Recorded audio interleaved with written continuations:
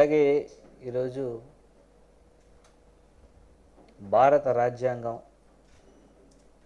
ఆంధ్ర రాష్ట్రంలో అమలు కాబడట్లేదు అనడానికి ప్రత్యక్ష నిదర్శనం ఈరోజు కాకాని గోవర్ధన్ అన్న వైఎస్ఆర్ కాంగ్రెస్ పార్టీకి సంబంధించి పార్టీ బలోపేతానికి అలాగే ఈ జిల్లాలో ఎవరికి అన్యాయం జరిగినా వాళ్ళ వైపు నుంచి వైఎస్ఆర్ కాంగ్రెస్ పార్టీ తరఫున వాయిస్ వినిపిస్తూ వాళ్ళకి న్యాయం జరగాలని ఫైట్ చేస్తున్నటువంటి ఆయన గొంతు నొక్కాలని ఈరోజు రెడ్ బుక్ రాజ్యాంగాన్ని అమలుపరిచి ఆయన మీద అక్రమ కేసులు బనాయించి లాస్ట్గా ఆయన బెయిల్ వస్తుందేమో అని ఎస్సీ ఎస్టీ కేసులు కూడా వాడుకోవడం జరుగుతుంది.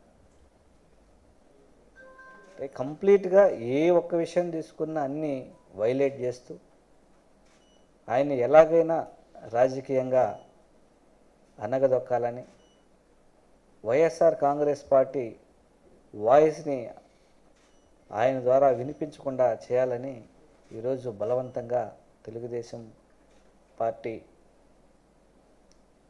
కుట్రపూరితంగా ఆయన మీద కుట్రలు చేస్తున్నారు. ఏ రకరకాల ప్రచారాలు చేస్తున్నారు. ఖచ్చితంగా న్యాయస్థానాల మీద మాకు గౌరవం ఉంది. ఖచ్చితంగా ఆయన కోర్టులో ఫైట్ చేసి నిజాయితీగా బయట వస్తారనే నమ్మకం మాకు ఉంది. వీళ్ళు ఎన్ని కుట్రలు చేసినా ఎన్ని కుతంత్రాలు చేసినా అవి కోర్టుల ముందు నిలబడవనే విశ్వాసం మాకుంది. ఈరోజు ఎక్కడ చూసినా నెల్లూరు జిల్లా అలాగే తిరుపతి జిల్లాలో అక్రమ మైనింగ్ వారు చేస్తూ వైఎస్ఆర్ కాంగ్రెస్ పార్టీకి సంబంధించినటువంటి నాయకుల మీద బురజల్లే కార్యక్రమం చేస్తూ ఉన్నారు. అలాగే నిన్నటికి నిన్న మేరుగు మురళన్న కూడా ఏడైతే అక్రమ మైనింగ్ జరుగుతుందో అదంతా విజిట్ చేయడానికి ముందుకెళ్తుంటే అక్రమంగా హౌస్ అరెస్ట్ చేయడం జరిగింది. అలా చేసే కార్యక్రమాలన్నీ వాళ్ళు చేస్తూ వైఎస్ఆర్ కాంగ్రెస్ పార్టీ మీద బురద జల్లడం కొత్త సాంప్రదాయాన్ని ఈరోజు తీసుకొచ్చారు. నిజమైనటువంటి మైన్ ఓనర్లు కూడా బయట దేశాలకి ఎక్స్పోర్ట్ చేసే పరిస్థితి లేదు. ఏ ఒక్కరికి పర్మిట్లు ఇచ్చే పరిస్థితి లేదు. ఉన్నటువంటి మైన్ ఓనర్లందరినీ భయభ్రాంతులకు గురి చేసి మీరేదైనా ఇతర దేశాల నుంచి ఏమన్నా ఆర్డర్స్ వస్తే అవి కూడా మేమే చేయాలి అని. తద్వారా ఏమైంది, మొత్తం మైనింగ్ యాక్టివిటీ మొత్తం ఆగిపోయింది.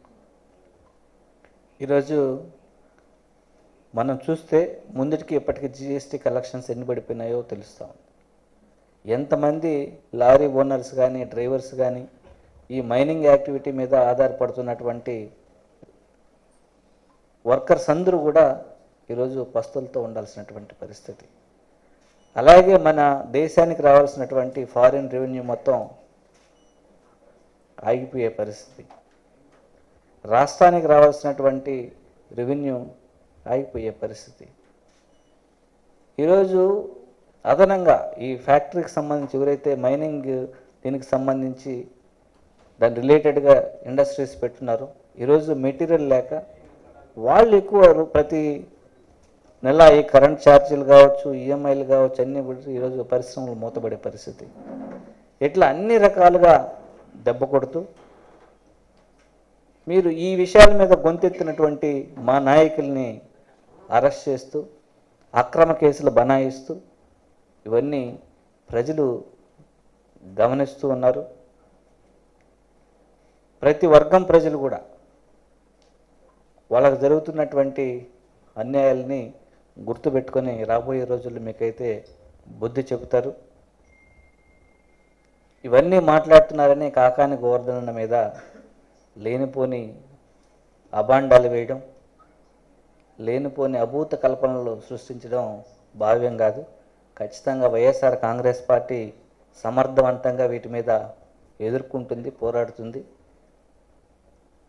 అక్రమ కేసులకు కానీ అలాగే అక్రమ నిర్బంధాలకు కానీ భయపడి ఈ ఉద్యమాల్ని జరుగుతున్నటువంటి అన్యాయాల్ని ప్రశ్నించకుండా ఉండము.